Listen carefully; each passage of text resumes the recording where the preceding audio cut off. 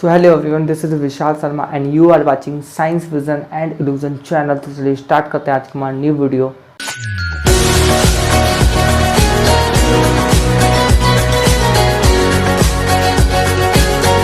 तो देखिए अब हम बात करने वाले हैं contact force are following type. जो कॉन्टैक्ट फोर्स होते हैं वो क्या होते हैं, फॉलोइंग टाइप के होते हैं। ठीक है, जो कॉन्टैक्ट फोर्स होते हैं वो कितने टाइप के होते हैं हम इनके बारे में बात करने वाले हैं। तो पहला तो है मस्कुलर फोर्स, जिसे हम लोग बहुत अच्छी तरह से जानते हैं। मस्कुलर फोर्स यानी कि आपको इनसे कुछ नाम नहीं याद आ रहा। मस्कुलर फोर्स यानी कि मसल्स से जो फोर्स लगाया जाता है, जो फोर्स हमारे मसल्स के थ्रू एक्सर्ट किया जाता है, एक्सर्टेड किया जाता है। देखिए वही लिखा हुआ है, the force exerted by the muscle of human. अब केवल हमारे अंदर तो मसल होती नहीं है, मसल तो एनिमल के अंदर भी होती है। अगर मान लीजिए कोई बैल जो है, कोई एक बैल जो क्या कर रहा है, पहले के टाइम में क्या होता था, अब तो ट्रैक्टर आ चुके हैं, लेकिन पहले के टाइम में क्या होता था, जब जमीन को क्या होता था कि जोतना होता था तो हम लोग क्या करते थे, उसमें बैल के द्वारा हल चलता था। तो उनकी अभी तो मस्कुलर ही फोर्स है, मस्कुलर फोर्स काम तो वही कर रहा है, तो उनके भी मसल को तो क्या होगा, तो वही कह रहा है bye the muscle of human and animal body. देखिए एनिमल बॉडी का भी जो मसल है, अगर उसके भी थ्रू मसल फोर्स लग रहा है तो वो भी मस्कुलर फोर्स के अंदर ही आएगा। ठीक है, हालांकि पता होना चाहिए था, बट फिर भी मैंने बता दिया कि मान लो आप अगर कंफ्यूज हो जाओ तो मैंने आपको इस पॉइंट को थोड़ा सा हाईलाइट करके बता दिया। ठीक है, इस कार्ड मस्कुलर फोर्स, उसको क्या कहेंगे, उसको हम मस्कुलर फोर्स कहेंगे। तो वो फोर्स जो किसी ह्यूमन की मसल्स, जो क्या होता है मेनली फॉर, आप इतना याद रखिए, जो कि वो मसल से लगता है, जो मसल्स के थ्रू क्या होती है, एक्सर्ट होता है, उसे ही हम लोग क्या कहते हैं, मस्कुलर फोर्स कहते हैं। We use muscular force during walking. हम लोग जब चलते हैं तब हम लोग मस्कुलर फोर्स का यूज करते हैं। कोई चीज लिफ्ट करते हैं तब मस्कुलर फोर्स का यूज करते हैं। जब फुटबॉल को किक करते हैं तब मस्कुलर फोर्स का यूज करते हैं। जब किसी चीज को फेंकते हैं तब मस्कुलर फोर्स का यूज करते हैं। तो हम अपनी डेली लाइफ की बहुत सारी एक्टिविटीज में हम लोग क्या करते हैं, मस्कुलर फोर्स का यूज करते हैं। ठीक है, और फ्रिक्शनल फोर्स, तो आपको ये तो समझ में आ गया होगा कि ये तो क्या है, कॉन्टैक्ट फोर्स है। जब तक आप किसी चीज को, फिजिकली चीज को, जैसे मैं मान लो ये मार्कर यहाँ पे रखा हुआ है, ठीक है, ये मार्कर यहाँ पे रखा हुआ ऊपर बोर्ड के ऊपर मैंने रख दिया। अब सपोज करो मुझे इस मार्कर को उठाना है, तो मैं ऐसे तो नहीं उठा सकता, मेरे कोई अदर तो चीज है नहीं। जैसे क्या होता था कि हीट क्या होती है भाई, हीट को चलने के लिए तो अलग अलग चीज चाहिए। हाँ, हीट को चलने का जो क्या होता है, रेडिएशन के थ्रू चल रही है, तो उसमें शायद कांटेक्ट ना हो। ठीक है, उसकी एक अलग ही थ्योरी है, वो मैं आपको बताऊंगा, बट मैं आपको बता रहा हूं कि हीट, ये यहाँ पे क्या है कि यहाँ पे हमें इसको टच करना पड़ेगा। ये कांटेक्ट फोर्स की बात हो रही है, हम ऐसे उस पे मार्कर पर फोर्स नहीं लगा सकते, हमें उसको क्या करना पड़ेगा, टच करना पड़ेगा। अब हम अपने मसल का यूज कर रहे हैं, तो जब हम मसल का यूज कर रहे हैं तो ये फोर्स क्या हो रहा है, कांटेक्ट कर रहे हैं ना, तो कांटेक्ट फोर्स में आएगा, क्या होगा, ये कांटेक्ट फोर्स के अंदर का पॉइंट है और इस पॉइंट का नेम है मस्कुलर फोर्स। तो the force exerted by the muscle of human, ठीक है, वो फोर्स जो एक्सर्ट होता है किसके थ्रू, muscle of human and animal, is called muscular force. We use muscular force during, जब हम वॉकिंग करते हैं, रनिंग करते हैं, किकिंग करते हैं, लिफ्टिंग करते हैं सर्टेन ऑब्जेक्ट को, तो हम लोग क्या करते हैं, मस्कुलर फोर्स का यूज करते हैं। तो आई होप आपको ये पॉइंट बहुत अच्छी तरह से आया हो। जिसके बाद अब हम लोग बात करते हैं फ्रिक्शनल फोर्स के बारे में। तो अगर आपको नहीं पता तो मैं आपको बता दूं कि फ्रिक्शन का पूरा चैप्टर क्लास 8 की बुक में दे रखा हुआ है। ठीक है, फ्रिक्शन के बारे में हम डिटेल में बात करने वाले हैं, बट यहाँ पे अभी आपको समझाने के लिए मुझे शॉर्ट में कुछ समझाना पड़ेगा, जो मैं क्या करने वाला हूँ, समझाने वाला हूँ। तो when an object is sliding और rolling on a surface, a force come into play between the two surface in contact, it try to stop the object from moving। देखिए अगर ऐसे नहीं समझ में आया तो मैं आपको बताता हूं कि एक रूल होता है कि क्या होता है कि अगर कोई ऑब्जेक्ट मूव नहीं कर रही है, सिंपल रखी हुई है, तो अगर आप उसमें एक बार फोर्स लगा दोगे तो वो क्या होगी, हमेशा मूव करती रहेगी जब तक उस पर कोई अदर फोर्स ना वर्क करे। लेकिन ऐसा आप अपनी डेली लाइफ की एक्टिविटीज में देख पाते हो, नहीं देख पाते हो। क्यों? आप अगर मान लीजिए कि मान लो एक, आपने ये लिख लिया होगा, स्क्रीनशॉट कर लिया होगा, नहीं किया तो पीछे जाके कर लीजिएगा। ठीक है, मान लीजिए ये एक ऐसी सरफेस है, एक ऐसा सरफेस है और एक ऐसा सरफेस है। ठीक है, अब मान लीजिए एक बॉल मैं आपको दे देता हूं, जो कि बॉल रखी हुई है यहां पर। ठीक है, अब आपने जैसे इस पे थोड़ा सा फोर्स लगाया, बॉल क्या होगी, नीचे आएगी, नीचे आने के बाद क्या होगी, थोड़ा आगे जाएगी और उसके बाद थोड़े टाइम बाद रुक जाएगी। तो हमने तो अभी आपसे ये कहा था, देखिए ये अभी आप फर्दर क्लासेस में पढ़ोगे कि हाँ कैसे चीजें रुक रही हैं, क्या फोर्स कर रहा, इस चीज के बारे में आप डिटेल में पढ़ोगे, बहुत ज्यादा डिटेल में पढ़ोगे। तो आप लॉ भी पढ़ोगे इनसे रिलेटेड, ठीक है, तो वहां पे आप बहुत डिटेल में पढ़ोगे। यहाँ पे मैं आपको उतना डिटेल में जाके कंफ्यूज नहीं करना चाहता हूँ, ठीक है। अगर आपको डिटेल में पढ़ना है तो डिटेल में पढ़ने के लिए बहुत सारे लेक्चर बने हुए हैं, मैंने अभी स्टार्ट किया तो मैं आगे बना भी दूंगा, ओके। तो आप वहां से पढ़ सकते हो, लेकिन अभी आपको जितनी चीज की नीड है, आपकी क्लास के अकॉर्डिंग जितनी चीज की नीड है, मैं बेसिक समझा रहा हूँ तो आपको इतनी चीज की ही नीड है, तो मैं इतना ही चीज बताऊंगा। एक्स्ट्रा जानना जरूरी होता है, बट क्या होता है कि आपके पास ऑप्शनल होना चाहिए, ठीक है। अभी आप अपनी प्रिपरेशन कर रहे हैं, जितने में आपके पॉइंट है उतने में आपको डिस्क्राइब करने का ट्राई कर रहा हूं, ठीक है। एक्सटर्नल चीज बतानी होगी तो अब मैं एक अलग से वीडियो बनाऊंगा। तो अभी समझिए कि एक लॉ होता है जिसके अकॉर्डिंग क्या होता है कि अगर आप किसी भी चीज में एक बार फोर्स लगा देते हो तो वो क्या हुई, आराम से रखी हुई है तो वो चलने लगेगी, तो वो तब तक नहीं रुकेगी जब तक उस पर कोई दूसरा फोर्स ना वर्क करे। लेकिन हम क्या देख रहे हैं कि हम इस बॉल को चलाते हैं, ये लुढ़कती है, ठीक है, रोलिंग करती है और उसके बाद थोड़ी दूर जाके रुक जाती है। तो मतलब यहाँ पे कोई दूसरा फोर्स वर्क किया होगा या फिर लॉ गलत होगा। लॉ तो गलत हो नहीं सकता, अगर लॉ गलत होता तो अभी तक उसमें कोई सुधार आ चुका होता, लेकिन लॉ गलत नहीं है। देखिए क्या होता है, जब ये बॉल को हम रोल करते हैं तो आप हमेशा देखते होंगे कि जब हम चलते हैं तो हमारी चप्पल घिस जाती है, हाँ। और मशीनों में क्या होता है कि बड़ी बड़ी फैक्ट्रियों में क्या होती है, मशीनें लगी होती हैं, उनके पुर्जे घिस जाते हैं। क्यों ऐसा होता है? क्योंकि उनके बीच में एक फोर्स काम करता है और जिसे हम लोग फ्रिक्शन के नाम से जानते हैं। फ्रिक्शन क्या होता है? दो चीजों को रोकने का काम फ्रिक्शन करता है। फ्रिक्शन का काम करता है, दो चीजों को रोकने का काम करता है। अगर मैं ये जो आपको स्मूथ सरफेस लग रही है ना, मैं इसको ग्रीन लाइन को हटा देता हूं जो कि मैंने बॉल को चलाने के लिए मैंने रिप्रेजेंट की थी। तो अगर मैं इसको ऐसे दिखाऊं, ये आपको ऐसे ही बिल्कुल स्मूथ लग रही होगी, ओके। लेकिन अगर मैं इसी चीज को माइक्रो लेवल पे जाके देखूं, बहुत छोटे लेवल पे जाके देखूं, मान लीजिए मैं इसका एक छोटा सा पार्ट निकाल के माइक्रो लेवल पे जाके देख रहा हूं, तो ये कहीं ना कहीं ऐसे होगा, ऐसे होगा, थोड़ा सा खुदखुदा होगा, रफ सरफेस होगा। तो बॉल जब इस पे चलेगी तो क्या होगा, ये उसको बीच बीच में वहीं पे क्या होगा, रोकने का काम करेगा। रोकने का, यहीं पे अभी देखिए, अभी आप समझिए, थोड़ा थोड़ा आपको यहीं से कॉन्सेप्ट, थोड़ा सा फ्रिक्शन का कॉन्सेप्ट क्लियर हो जाएगा। तो ये क्या होगा, रोकने का काम करेगा।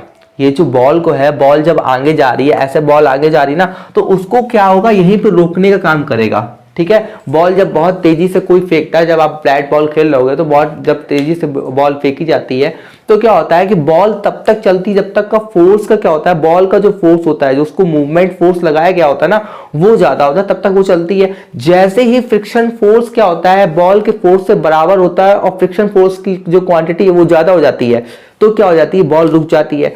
जैसे अगर मैं बात करूं ग्रेविटी की बात करूं, ग्रेविटी फोर्स की बात करूं, मान लीजिए मैंने मार्कर को ऐसे फेंका और ऐसे नीचे आ गया, ठीक है।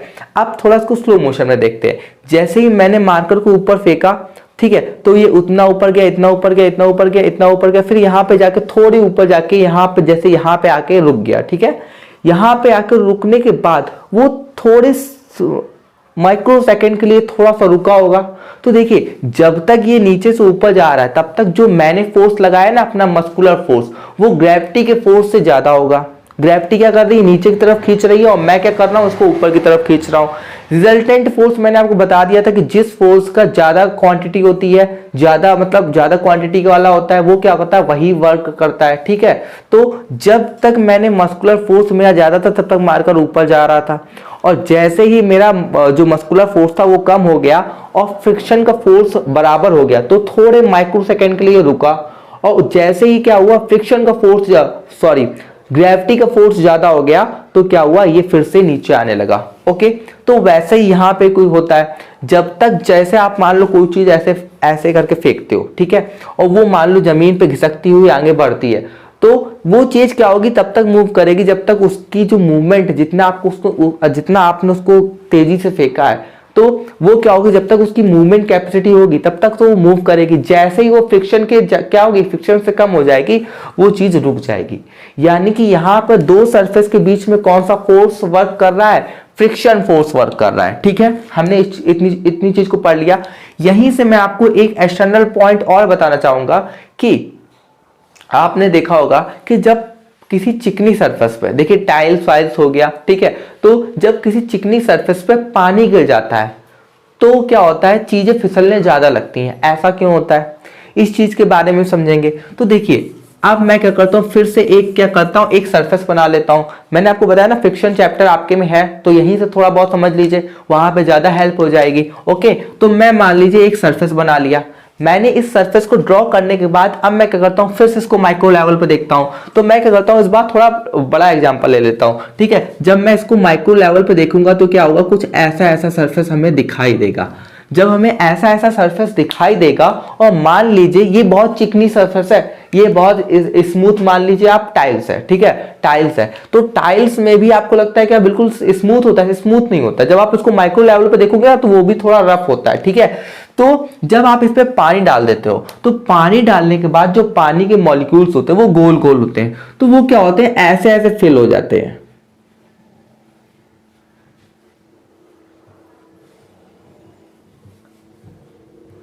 मतलब देखिए जो गैप्स थे, जो ऐसे ऐसे मैंने गैप्स नहीं बनाए थे, ऐसे ऐसे ऐसे ऐसे करके मैंने थोड़े और बड़े कर दिए हैं, तो उन गैप को किसने क्या कर दिया है, पानी के मॉलिक्यूल्स ने फिल कर दिया है।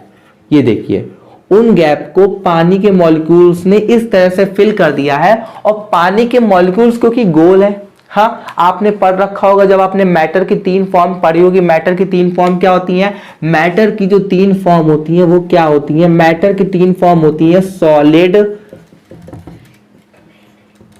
Liquid and gas. ठीक है, क्या होती है, मैटर की 3 फॉर्म होती है, सॉलिड, लिक्विड एंड गैस। तो गैस के क्या होते हैं, गैस के पार्टिकल बहुत दूर दूर होते हैं, सॉलिड के पार्टिकल बहुत ज्यादा पास होते हैं, टाइटली बंधे हुए होते हैं, हिल भी नहीं सकते। और लिक्विड के पार्टिकल क्या होते हैं, एक दूसरे के ऊपर फिसलते रहते हैं, तो वो फिसलने का काम तो यहाँ पे भी करेंगे। और जब इसी टाइम पे आप जब क्या करते हो, अपनी स्लीपर को इसके ऊपर लाते हो तो वो क्या हो जाते हैं, फिसल जाते हैं। और आपका क्या होता है, फ्रिक्शन की जो वैल्यू होती है, भाई आप तो अगर चल रहे हो तो आपकी क्या होगी, फ्रिक्शन की वैल्यू अगर कम हो जाएगी। अगर जहां पे भी चल रहोगे तो फ्रिक्शन मान लो ज्यादा है, पहले मतलब फ्रिक्शन देखिए कि उसकी वैल्यू में डिफरेंस आएगा। आपको तो नहीं पता ना डिफरेंस आएगा कि मतलब कब क्या आएगा। मान लो बीच में पानी पड़ा हुआ है, ठीक है, वहां पे क्या है कि इसके वाटर के मॉलिक्यूल्स होंगे, तो वहां के क्या होगा, फ्रिक्शन कम हो जाएगा। ये देखिए यहाँ पे लिखा भी हुआ है, smooth surface exert lesser force of friction than rough surface. हमें पता है जो रफ सरफेस होगा वो क्या होगा, ज्यादा फ्रिक्शन फोर्स लगाएगा। जो रफ सरफेस होगा, देख लीजिए आप, तो जो रफ सरफेस होगा वो ज्यादा फ्रिक्शन एक्सर्ट करेगा, जो स्मूथ सरफेस होगा वो कम करेगा। तो अब आपका माइंड होता है ना भाई, आप माइंड के अकॉर्डिंग, क्या माइंड आपका जो माइंड देता है कि भाई इतना यहाँ पे ऐसे ऐसे चलना है। देखिए जब कोई जैसी जैसी चीज होती है आप वैसे वैसे संभल के चलते हो। जब आप सूखी जमीन पे चलते हो तो आप थोड़ा फ्री होकर चलते हो, लेकिन वहीं अगर पानी पड़ा होता तो आप थोड़ा संभल के चलते हो, तो आप अपनी बॉडी को बैलेंस कर सकते हो। लेकिन आप फिसलते कब हो, क्योंकि आप नॉर्मल सूखी जमीन पे चल रहे हो, आपको नहीं लगता कि हमारी बॉडी पे ठीक है नॉर्मल चल रहा है, बीच में पानी पड़ा हुआ है, ठीक है, तो आपको नहीं पता। और सर्टेन क्या हो जाता है कि आप क्या होता है, मतलब वहां पे फ्रिक्शन की वैल्यू कम हो गई और आपकी बॉडी का जो बैलेंस होता है वो बिगड़ जाता है और आप ऐसे फिसल कर गिर जाते हो। तो फ्रिक्शन समझ में आया कि पानी पड़ने पर फ्रिक्शन कैसे कम हो जाता है, क्योंकि क्या होते हैं, गोल गोल जो पानी के मॉलिक्यूल्स होते हैं वो उन रफ सरफेस को, जो गड्ढे होते हैं, गड्ढे टाइप में होते हैं, उनको भर देते हैं, फिल कर देते हैं। तो क्या होता है, वहां पे क्या होता है, फ्रिक्शन की वैल्यू कम हो जाती है, क्योंकि फ्रिक्शन क्या होता है, कांटेक्ट में आके वर्क करता है। इस वजह से कांटेक्ट फोर्स का एग्जांपल हो गया।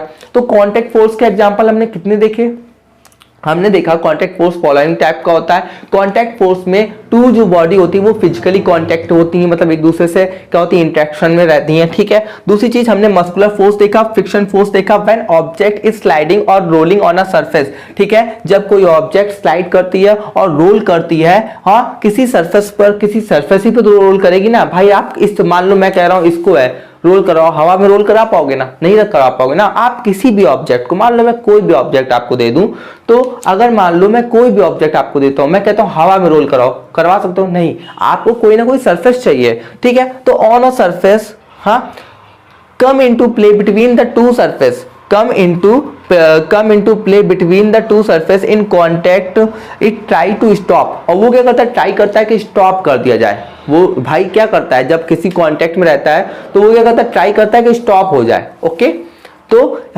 जो मूविंग ऑब्जेक्ट है उसको क्या कर दिया जाए, स्टॉप कर दिया जाए। नीचे की लाइनों का मतलब हम समझ चुके हैं कि क्या होता है, कि जब क्या होता है, आपको मैं बता दूं, नीचे लाइन आप पढ़ लीजिएगा कि वही चीज है कि जब क्या होता है कि जो सरफेस होती है वो क्या होती है, रफ होती है। जब सरफेस रफ होती है, आप ये चीज घर पे भी ट्राई कर सकते हो कि क्या होता है जब रफ सरफेस होगी, ऐसे ऐसे मान लो बहुत रफ सरफेस है, बहुत ज्यादा रफ सरफेस है, तो रफ सरफेस होने के बाद क्या होता है कि आप अगर ट्राई कर लीजिए, किसी रफ सरफेस में एक चीज को घिसिएगा और किसी स्मूथ सरफेस में, तो स्मूथ सरफेस में आपको कम फोर्स लगाना पड़ेगा, जबकि रफ सरफेस में आपको क्या पड़ेगा, रफ मतलब खुदकुरा, ठीक है, जो नहीं होता है खुदकुरा। तो मतलब मुझे पता है कि आपको आता है, बट मैंने आपको फिर भी जनरली नॉलेज के लिए बता दिया। ओके, कि कुछ बच्चों को शायद हिंदी मीडियम के हो तो उनको ना पता हो, तो मैंने उसको बता दिया, ठीक है। तो जब आप रफ सरफेस में उस चीज को घिसोगे तो क्या होगा, ज्यादा फोर्स लगाना पड़ेगा, वहीं अगर स्मूथ में घिसोगे तो कम फोर्स लगाना पड़ेगा, ठीक है। तो यही चीज यहाँ पे नीचे वाले पॉइंट में दी हुई है। तो चलिए अब नेक्स्ट पॉइंट के बारे में समझते हैं। तो हम कांटेक्ट फोर्स की तो बात कर ही चुके थे, तो अब हम बात करने वाले हैं नॉन कांटेक्ट फोर्स की। इसका भी आपको नाम से ही पता चल रहा है, नॉन कांटेक्ट फोर्स मतलब दो फिजिकली जो बॉडी होंगी वो क्या होगी, अट्रैक्ट, मतलब दो फिजिकली बॉडी क्या होगी, इंटरेक्ट नहीं होगी, ठीक है, जोड़ी, उनका आपस में जुड़ना जरूरी नहीं है। देखिए यहाँ पे लिखा हुआ है, शॉर्ट फॉर्म में आप समझ सकते हो, action at a distance force, ठीक है, जो कि क्या करता है, एक्शन करता है एट अ डिस्टेंस, मतलब डिस्टेंस में हो रह का एक्शन करता है, ठीक है। तो इसके एग्जाम्पल क्या होंगे, बहुत ही सिंपल एग्जांपल है, ये भी आपने पढ़ रखे होंगे, ठीक है। Some forces do not involve physically contact between the bodies. कुछ फोर्स क्या होते हैं कि जरूरी नहीं होता कि उनको कनेक्ट करना हो, फिजिकली जो बॉडी होती है उनको कनेक्ट करना हो, ठीक है। तो अब वो क्या होते हैं, वो होते हैं ग्रेविटेशनल फोर्स। ग्रेविटेशनल फोर्स हमने पता है क्या होता है, ग्रेविटेशनल फोर्स जो गुरुत्वाकर्षण बल होता है, ठीक है। अब मान लीजिए ये मार्कर है, मैं मार्कर को छोड़ दूं तो जमीन की तरफ ही जाएगा ना, मैं ऐसे फ्रीली छोड़ दूं तो ये जमीन की तरफ ही जाएगा, नीचे ही तो जाएगा। मान लीजिए एक मार्कर है, ये मार्कर है, ठीक है, अगर मैं इसको ऐसे छोड़ देता हूं तो ये नीचे ही जाएगा, ऊपर तो जाएगा नहीं। क्यों, अब देखिए यहाँ पे क्या किसी ने कांटेक्ट किया, नहीं, कांटेक्ट नहीं किया है, किसी ने भी फोर्स ने हमको यहाँ पे कांटेक्ट नहीं किया है, तो ये एक नॉन कांटेक्ट फोर्स आता है। तो आइजैक न्यूटन, ये क्या है, साइंटिस्ट का नेम है, ठीक है। आइजैक न्यूटन ने क्या किया था, डिस्कवर्ड किया था, क्या किया था, डिस्कवर्ड किया था ग्रेविटी को। आइजैक न्यूटन ने क्या किया था, ग्रेविटी को डिस्कवर्ड किया था। ओके, ये क्या है, फिजिक्स के बहुत ही ज्यादा अच्छे साइंटिस्ट है, बहुत ही महान साइंटिस्ट है, जिनके बारे में इनका नाम तो आपको लर्न ही हो जाएगा, ठीक है। तो आइजैक न्यूटन ने डिस्कवर्ड किया था gravity is a force that act as a distance, ठीक है जी, that's why we known as a non contact force. हाँ, the attract body and the attract bodies of matter toward each other. ये क्या करता है कि अट्रैक्ट करता है, जो बॉडीज होती हैं जो मैटर से बल के बनी होती है, वो क्या करता है, अपनी तरफ क्या करता है, अट्रैक्ट करता है। जिसके बाद इलेक्ट्रोस्टैटिक फोर्स। तो इलेक्ट्रोस्टैटिक फोर्स क्या होता है, electrostatic force is another kind of force which push और पुल टिनी ऑब्जेक्ट। इलेक्ट्रोस्टैटिक क्या होता है, इलेक्ट्रोस्टैटिक जो फोर्स होता है ये क्या होता है, थोड़ा अलग टाइप का फोर्स होता है, जो कि क्या करता है, पुश करता है। पुश मतलब धक्का मारना, पुल मतलब खींचना, जो कि क्या करता है, पुश करता है और पुल करता है। टिनी मतलब छोटी ऑब्जेक्ट को क्या करता है, पुश और पुल करता है। इसका आपने बहुत बार एग्जाम्पल एक्टिविटीज बन के आ रही होगी, आपने बहुत बार देखा भी होगा कि जब आप अपने बालों में क्या करते हो, ऐसे ऐसे कंघा लगाते हो, ठीक है, मतलब छोटे छोटे टुकड़े को क्या कर दिया, छोटे छोटे टुकड़ों को तो मतलब ऐसा रख दिया, ठीक है, और आप क्या करने लगो, उस कंघे को क्या करना है, ऐसे ऐसे अपने बालों, सूखे बालों में करने लगो, ठीक है। जिसके बाद क्या होता है कि आपके बाल जो होते हैं वो क्या होते हैं, चार्ज हो जाते हैं, और उसके बाद क्या होता है, वो जो छोटे छोटे कागज के टुकड़े होते हैं उनको क्या अपनी तरफ अट्रैक्ट कर देती है। आपने बहुत छोटे से पढ़ रखा होगा, तो मैंने इस वजह से इसको डिस्क्राइब नहीं किया है, बहुत ज्यादा एक्टिविटी बन के आ रही होगी, आप पढ़ सकते हो। ओके, तो ये क्या कहलाता है, ये इलेक्ट्रोस्टैटिक फोर्स कहलाता है। तो कुल मिला के हमको ये बात समझ में आ गई कि कांटेक्ट फोर्स क्या होते हैं और नॉन कांटेक्ट फोर्स क्या होते हैं। मैग्नेटिक फोर्स, अब आपको मैग्नेटिक फोर्स का भी एग्जांपल पता होगा। क्या होता है, एक मैग्नेट में क्या होता है, दो पोल होते हैं, एक होता है नॉर्थ और दूसरा होता है साउथ। तो अगर आप किसी दूसरे मैग्नेट को इसके पास लाओगे, अगर उसका नॉर्थ होगा, देखिए ये क्या है, सेम पोल तो नहीं है, अपोजिट पोल है, ठीक है। सेम पोल होते क्या करते हैं, रिपेल करते हैं, लेकिन क्योंकि ये नॉर्थ है और ये साउथ है तो ये क्या करेगा, अट्रैक्ट करेगा, ये इसको अपनी तरफ खींचेगा। लेकिन यही क्या हो, अगर ये क्या कर दूं मैं, इसको नॉर्थ की जगह क्या कर दूं, इसको नॉर्थ की जगह अगर मैं साउथ कर दूं तो ये क्या करेगा, ये इससे दूर भागेगा, रिपेल करेगा, ठीक है। तो ये भी क्या है, ये भी कॉन्टेक्ट में आके तो नहीं लग रहा, ठीक है, अलग ही लग रहा है, एट अ डिस्टेंस, मतलब थोड़ी सी डिस्टेंस कायम है ना दोनों के बीच में, ठीक है। जितना ज्यादा पावरफुल मैग्नेट होगा उतना ज्यादा क्या होगा, पावरफुल उसका इफेक्ट होगा। तो इन सब चीजों के बारे में हम लोग जानते हैं। तो चलिए अब बात करते हैं यूनिट ऑफ फोर्स के बारे में। तो चलिए अब बात करने वाले हैं हम एक मेन पॉइंट के बारे में, जो कि देखिए प्रेशर, आपने सुना होगा कि मुझे इस चीज का प्रेशर है, मुझे इस चीज का प्रेशर है, मुझे इस चीज का प्रेशर है। तो प्रेशर के बारे में आपने काफी बार सुन रखा होगा, हालांकि वो माइंडली प्रेशर होता है, वो फिजिकल, ये प्रेशर की अलग की बात है। देखिए वो क्या होता है, एक आप मानते हो लेकिन उससे क्या करते हो, आप कंपैरिजन करते हो, ठीक है। तो मैं आपको यहाँ पे क्या समझाने वाला हूँ, पहले उसको देखते हैं। देखिए यहाँ पे मैंने यूनिट ऑफ फोर्स को बताया है कि जो हमारी फोर्स की यूनिट होती है वो क्या होता है। तो सबसे पहले तो आप समझिए यूनिट ही क्या होती है। मैं आपको यहाँ पे ज़्यादा डिस्क्राइब तो नहीं कर सकता, देखिए मेरे पास भी कुछ टाइम लिमिटेशन है कि मैं यहाँ पे आपको फोर्स चैप्टर समझा रहा हूँ, मैं आपको अब मैथ तो नहीं पढ़ाने लग सकता। लेकिन हाँ, अगर आप मुझे बताएंगे, आप मुझे अपनी प्रॉब्लम को शेयर करेंगे तो मैं इस पर एक न्यू वीडियो जरूर बना दूंगा, और मैं जरूर ट्राई करूंगा कि मैं एक अच्छे से अच्छी वीडियो ला सकूँ आपके लिए, ताकि आपको वो क्या करे, हेल्प हो सके, ठीक है। तो फोर्स की यूनिट, देखिए यूनिट क्या होती है, जिसको आप मेजर कर सको। मैं कह रहा हूं कि मैंने इतना फोर्स लगाया, कितना फोर्स लगाया, मैं कैसे बताऊं आपको, हाँ, how can I express my feeling in a word, कैसे करूं, क्योंकि अगर मेरे पास कोई क्वांटिटी ही नहीं है।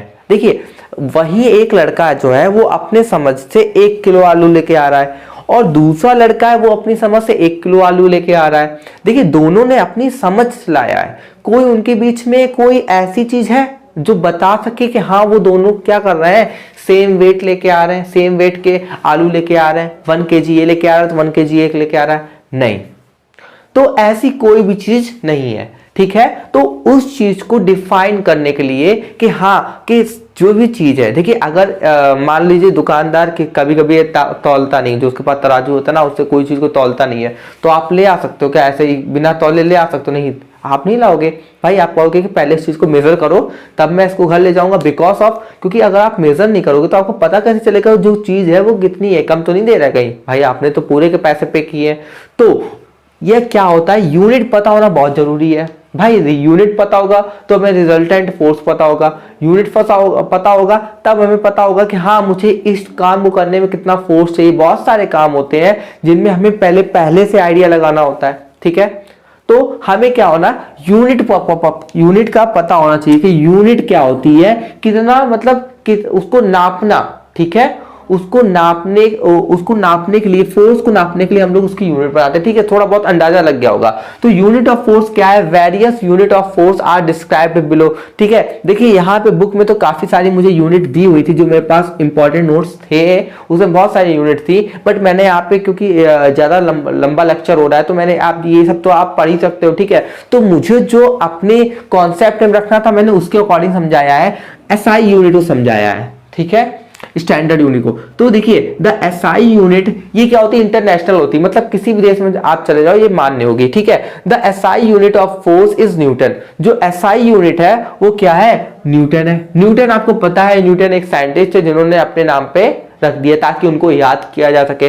तो the SI unit of force, जो फोर्स की एसआई यूनिट है वो क्या होती है, न्यूटन होती है। The unit is denoted by the letter N. अब देखिए आपने तो पढ़ रखा न्यूटन, कहीं आ गया एन, लो कंफ्यूज, ये क्या है।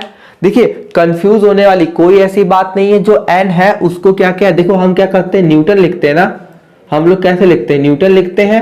तो इसी को क्या कर दिया, पहला वाला कैपिटल ले लिया गया, एन से रिप्रेजेंट कर दिया गया, एन से रिप्रेजेंट किया गया है। देखो अब आप हर चीज को तो पूरा फुल फॉर्म तो नहीं लिखते हो, एग्जाम्पल लिखते हो तो आप सीधा ई एक्स डाल देते हो, बस शॉर्ट फॉर्म लिखते हो, शॉर्ट फॉर्म का जमाना है। तो भाई यहाँ पे भी क्या कर दिया, इसको एन फॉर्म में रिप्रेजेंट कर दिया है। अब देखिए मैं आपको एक और चीज बताने चाहता हूं, ठीक है।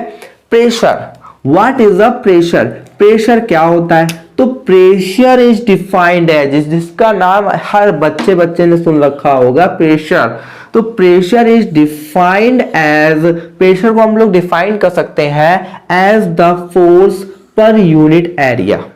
पर यूनिट एरिया मतलब कोई फोर्स लग रहा है पर यूनिट एरिया पे, ठीक है।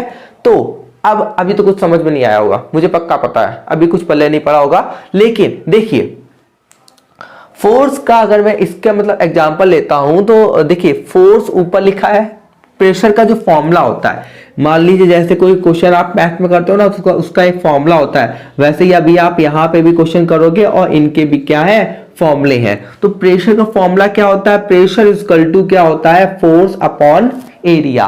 Pressure is equal to force upon area, यानी कि आप देखो, आप, मैं एक सिंपल वर्ड में थोड़ा समझाऊं तो, अगर मैं फोर्स लगा रहा हूं तो मैं किसी एरिया पे लगाऊंगा ना।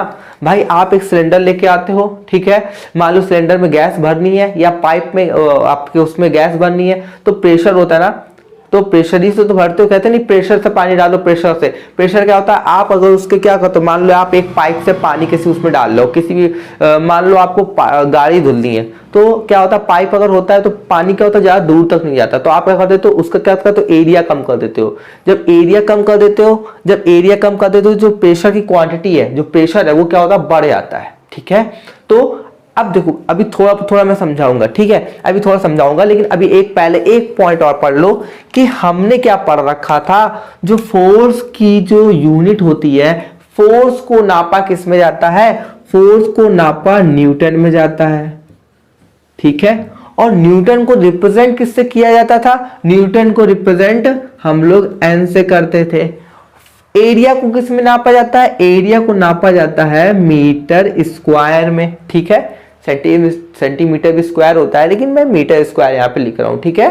तो एरिया को नापा जाता है मीटर स्क्वायर में। तो देखिए, हमें पता है the unit of force is newton, the unit of area is metre square. तो हम क्या करते, देखते हैं फोर्स अपॉन एरिया लिखा है ना, तो भाई हम यही तो कर देंगे, हम क्या कर देंगे, हम यही चीज कर देंगे। फोर्स की यूनिट होती है न्यूटन और एरिया की यूनिट होती है मीटर स्क्वायर, तो हम ये नहीं लिख सकते N upon M metre square, लिख सकते हैं, कोई दिक्कत नहीं है। तो N upon M metre square, ठीक है। लेकिन एक चीज और समझिए कि पास्कल भी आपको उसकी यूनिट मिल जाएगी, जो कि क्या होती है, प्रेशर की एसआई यूनिट होती है। और क्योंकि पास्कल एक साइंटिस्ट है जिनके नाम पर इसका भी नाम पड़ा है, प्रेशर का नाम भी पड़ा है, और जिसे हम लोग पीए के फॉर्म में लिख सकते हैं, शॉर्ट फॉर्म में इसका भी नाम है, पीए के फॉर्म में लिख सकते हैं। ऐसे आप लिख सकते हो, कहां बनाऊं मैं, ऐसे आप लिख सकते हो, ओके। इसको शॉर्ट फॉर्म में आप पीए के फॉर्म में लिख सकते हो, कोई दिक्कत नहीं। द फॉर्मूला, अब देखिए फॉर्मूले से हमें क्या पता चल रहा है, the formula of pressure for pressure shows that, जो कि क्या करता है, शो करता है, it is directly proportional to the force, यानी कि जो प्रेशर है, जो हमारा प्रेशर है, वो क्या करता है, डायरेक्टली प्रोपोर्शनल क्या है, फोर्स के, और इनवर्सली प्रोपोर्शनल है एरिया के।